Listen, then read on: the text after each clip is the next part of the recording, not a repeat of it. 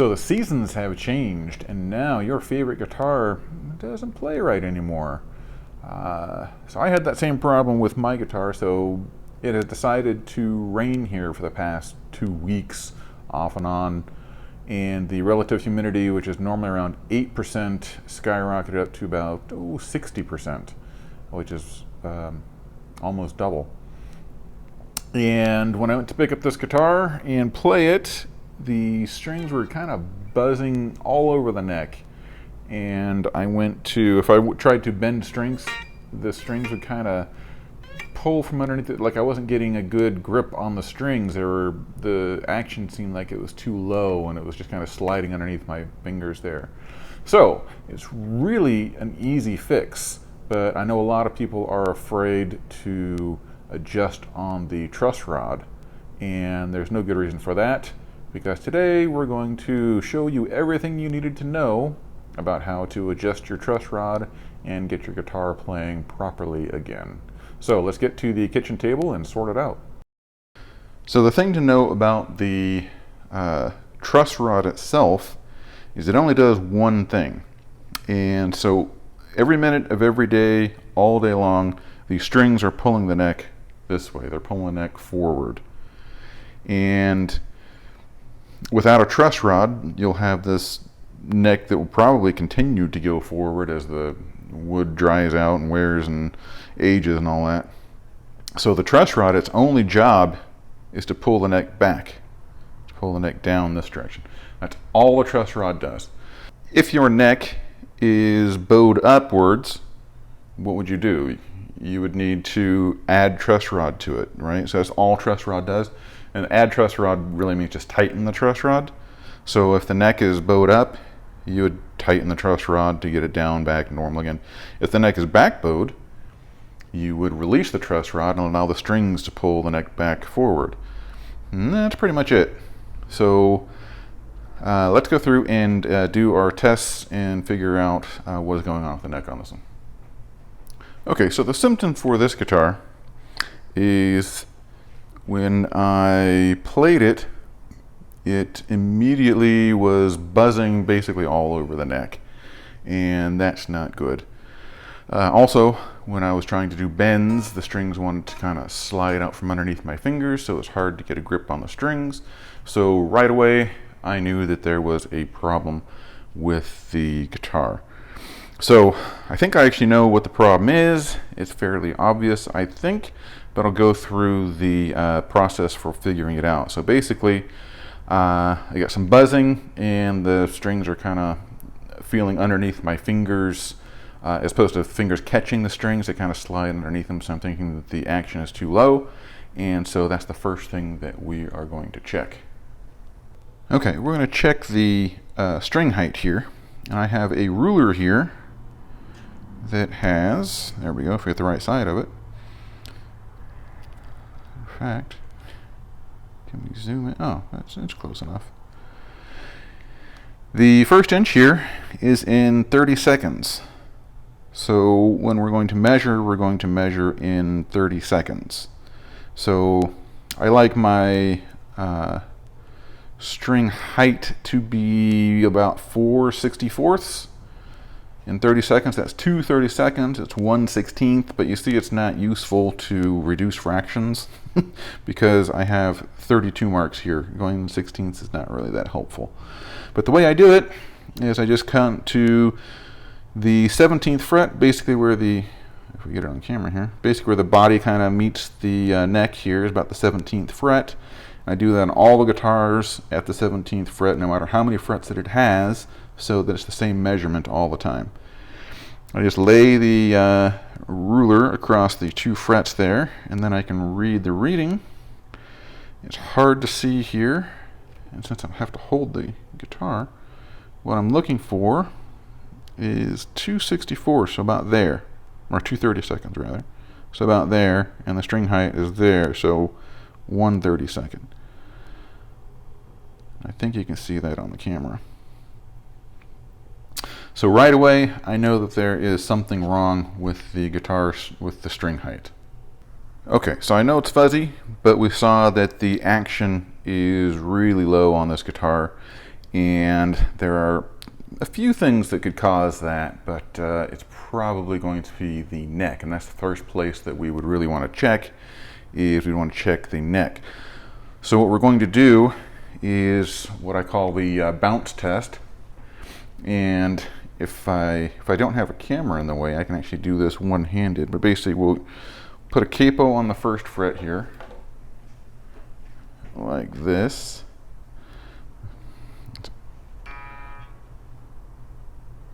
So that holds it at the first fret. Put my finger here on the last fret, and now we've created a straight line from the first fret here to, well, basically the second to the last fret.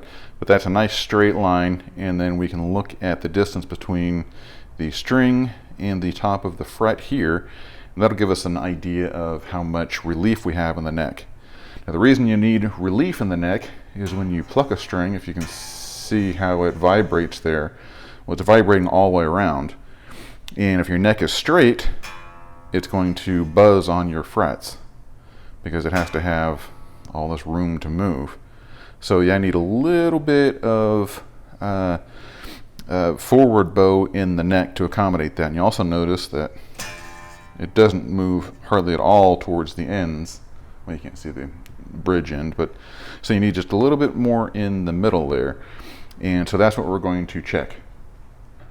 Hold the string at the last fret, and we're going to bounce on the 8th fret. And I'm not sure how well that comes across on camera, but there is absolutely no bounce at all, not even a slight bounce. It's basically bottomed out. So what that tells me is that the neck is either completely straight or it may even have a back bow to it. Alright, so we now know that the string height is super low. There's no bounce over the fret here at the 8th fret, which means that we have no relief in the neck. And to solve that, we're going to come over here to the truss rod, and we're going to adjust there. Okay, here we are at the truss rod. So you need to find whatever wrench it is that works for your guitar. For Fender style guitars, it will often be something like this, an Allen wrench. You could also have different size Allen wrenches, or if you have Gibson style, they often will come with a wrench like this because they have a nut as opposed to an Allen screw in there. And it basically it works exactly the same. It's just a different sort of nut at the end of it there. And it's multi-piece because it has a screwdriver for adjusting pickups and whatever. But alright, so we're over here at the neck, and I figured out which Allen key I need to use to adjust the guitar. If I can put it in here. So the question is, which direction do you go? What you can do if you're trying to figure out which way to go is think of it as a bottle, because the truss rod is just a big, it's a rod going through, but think of it as a giant screw, and then there's a nut at the end of it. So you're going to tighten or loosen the nut. That is all you can do. Just think of it as a plastic bottle, and if I want to loosen it, I turn it that way. If I want to tighten it, I get it threaded back on, and I pull it this way. So loose was this direction, and tight was this direction. So when we're adjusting the truss rod, make sure things are in focus. So where's the logo on this? So you can see there's a logo here, right? And we'll change this to be the flathead because that's even easier to see. So you get the flathead, right? And we get our logo here. So that is a 1/4 of a turn. That is a 1/2 of a turn. That's 3/4 of a turn. And then we're back to a full turn. When you are adjusting the truss rod, you want to go no more than really a 1/4 of a turn, either direction. Just illustrating that. All right. So if I'm going to, if the neck on this guitar was either flat or possibly even back bowed, which way do I want to go?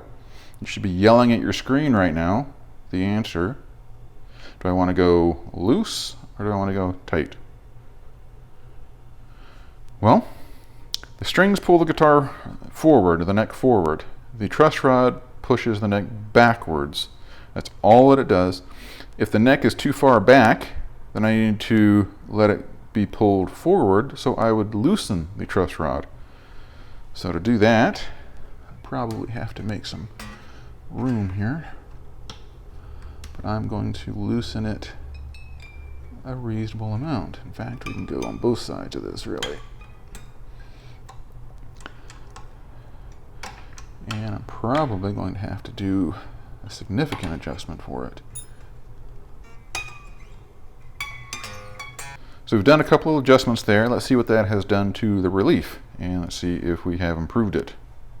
Okay, so now we have released the truss rod, and that will allow the strings to pull the neck forward a little bit and give us some of that relief that we needed, or forward bow. So we're going to go back through and see how well we did. So I'm going to do the bounce test first. If you get these little feeler gauges like these, the typical relief is going to be this, I can't see it on the screen here, this 0.010 or 10,000ths of an inch, or 0.254 millimeters. That's going to be your typical measurement here when you do the bounce test. If you have a light touch, you might go a little bit lower, like 8 or 9 thousandths, or a heavier touch, you might go up to, say, 13 thousandths. So somewhere in this range over here is where you would wind up being.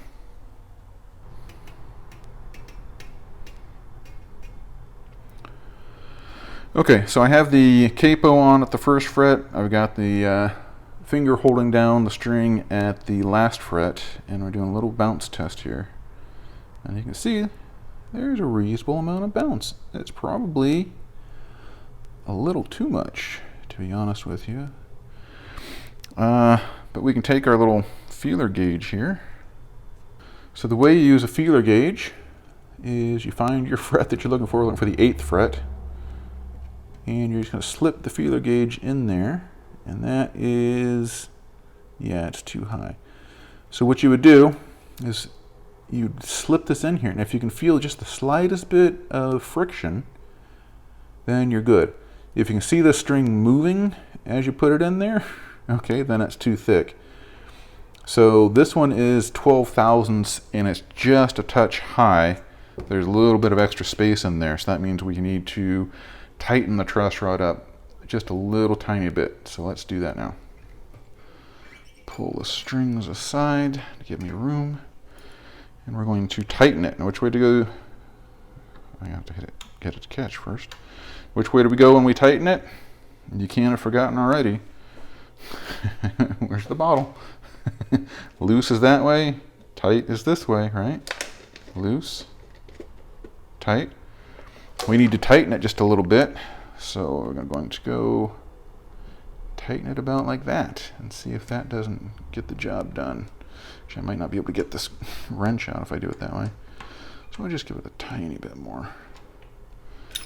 All right, pop the strings back down. Put the capo back on. And we'll measure it. All right. Okay. So I'll do a little bounce test here, see if we can get it on the camera. You can see that it bounces. So that's good. We got a little bit of relief in there. And I would suspect that we're probably back in that 12 thousandths range. So here's my feeler gauge. Normally I would just do this by eye, but oh wow, that is just about perfect. If I really, really wanted to, I can make the tiniest bit of adjustment on there. But I think that is about perfect. So now let's check and see what the string height looks like. So we're looking for the 17th fret. And I don't know if you can see it, but we're pretty darn close. I mean, it is really close. We're at probably 3/64. So maybe I will make that little adjustment I wanted to make to the truss rod real quick.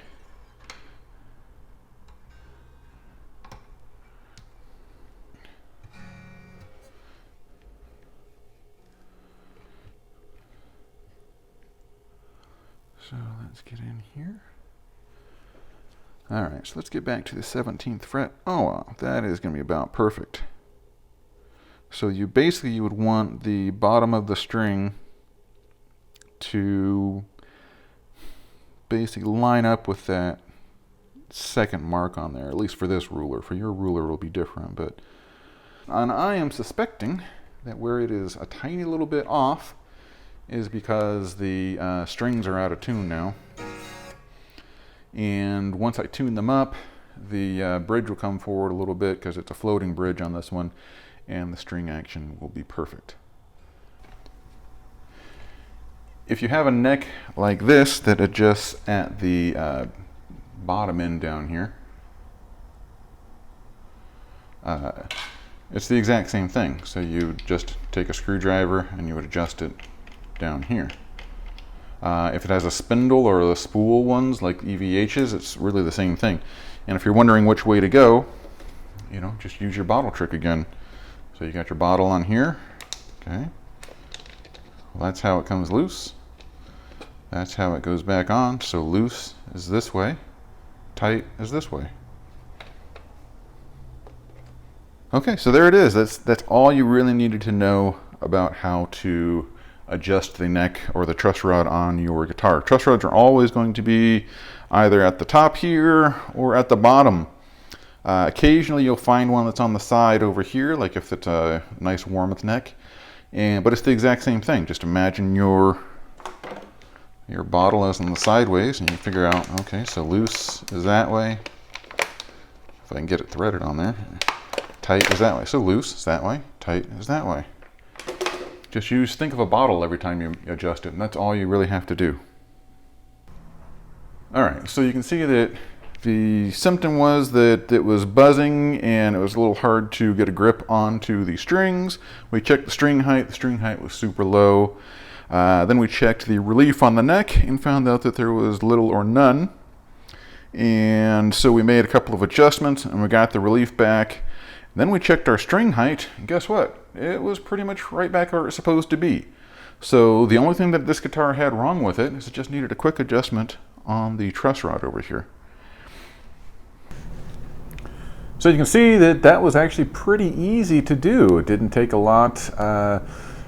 There's not a whole lot to the truss rod and how to make it work right, but there are a couple extra things I didn't talk about before. Number one, if you are tightening and you get to the end of its ability to tighten, it stops, and you don't have enough relief in your neck, or you have too much relief in your neck, stop and take it to a professional. If you are loosening the truss rod and the truss rod nut comes off, you can thread it back on. But if it comes loose and you still don't have the right amount of relief in your neck, take it to a professional. Professionals should have other tools that can help those situations out. Third situation, you put your truss rod adjuster in there and it won't move. Do not force it. Take it to a professional. They will have, they will know basically how much force to use on that, and perhaps they can even use heat or something to loosen it up for you. Don't do it yourself. Take it to a professional. If you go to tighten the truss rod and it just spins and spins and spins and spins as though it were stripped, take it to a professional. Do not try to fix that yourself. Take it to someone that knows what they are actually doing and what they are dealing with underneath the wood over here. So all of those are pretty rare circumstances. Most of the time it's going to be well within the range of the adjustment in your guitar's truss rod. So, you know, have no fear, give it a shot, give it a try. If I can do it, you can do it. It's really not that hard. And then you'll get your guitar back playing where you want it. And that's what this channel is all about, doing it yourself.